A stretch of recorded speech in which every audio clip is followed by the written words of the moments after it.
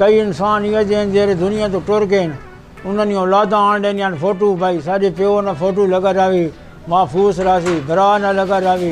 भाई तेरे को बच वेसी मैं फ्रेम श्रेम बनवा के खर्चा करके थे ये अपना शोकल बनाया होया।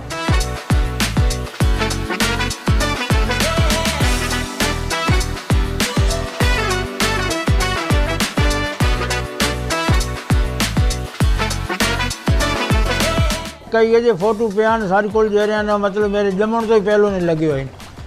अच्छे तो संगी साथी आन देने कई दुनिया तो टुर गए कई दुबई होने कई मुसीबत तकलीफ़ा आनिया ने वादा घाटा इतने आके देखने कई मामा भेण ही चाह देखनी आन भाई सारे भरा ना फोटू लगा पे आए हाँ कई ने घर से फोटू कोन मेरे को लेन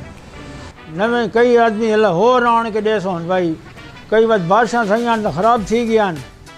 यही बात बच बचा करके तो कोई ना कोई बनवाए शेरवाए बात उन्हें तो खर्चा करके तो बनवाया है उतरे उन्होंने आने देखने सारे डारे ना फोटू चाचे ना फोटू तेरे आखना तो अस देने चाह भाई उसने जो प्यो या भरा फोत थी हो या घर लिख ले सी बस उस तो कई बनवा के तो बस बुला के दे वेने। तकरीबन आज से 40-45 साल कबल